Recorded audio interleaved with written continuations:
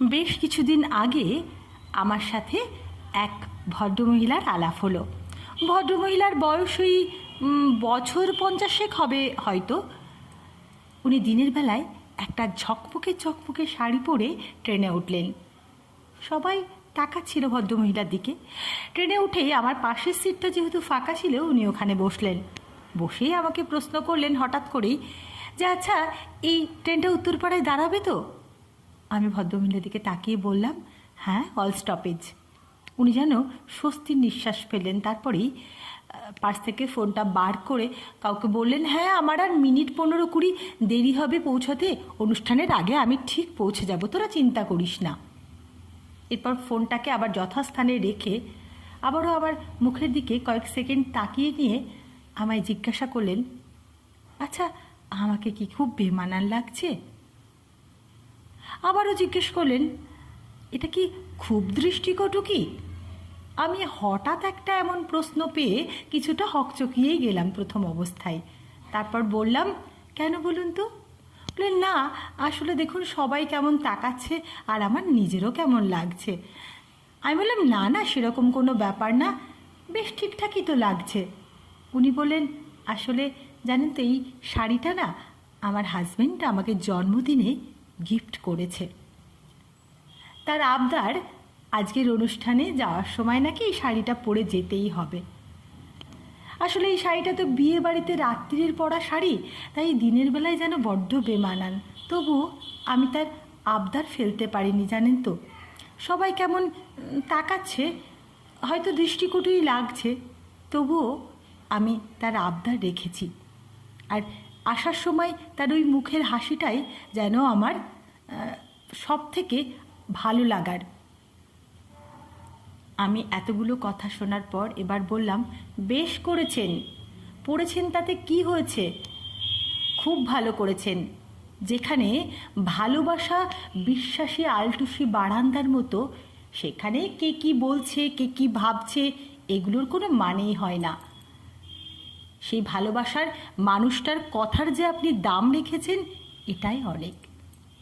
ভদ্রমহিলা কোথাও গিয়ে যেন আমাকে বিশ্বাস করতে শুরু করলেন। বললেন, জানেন তো, এই যে বাপের বাড়িতে যাচ্ছি, ওখানে আমার আরও 2 বোন আসবে। ওরা এসেই হয়তো আমার এই শাড়ি পরাটা নিয়েই নানান রকম হাস্যকৌতুক শুরু করে দেবে। বলবে, দিদি, তোর কি এখনও কোনো জ্ঞান হলো না, কোথায় কখন কি পড়তে হয়? আসলে ওদের স্বামীরা তো সরকারি সার্ভিস করেন, আর আমার স্বামীর একটা ছোট্ট মুদির দোকান। ওই প্রশ্ন তুলবে যে, তোর টেস্টটা এখনও ওই জামাইবাবুর ছোট্ট মুদির দোকানের মধ্যেই রয়ে গেল, যেমন জামাইবাবু তেমনি তুই। আমি বললাম, তাতে কি হয়েছে? আপনি বলবেন যে আপনার হাজবেন্ড আপনাকে ভালোবেসে দিয়েছে, তাই আপনি তার আবদার রেখেছেন। ভদ্রমহিলা বললেন যে, হ্যাঁ, তা তো বলবই, তবুও সবাই হাস্য কৌতুক করতে ছাড়বে না। আমি তখন ভদ্রমহিলাকে বললাম, আচ্ছা, আপনি কি তাদের কাছ থেকে কোনো গিফট পান, কোনো টাকা পয়সা বা সাহায্য নেন? ভদ্রমহিলা আমার মুখের দিকে কিছুক্ষণ তাকিয়ে থেকে বলল, না, একদমই না।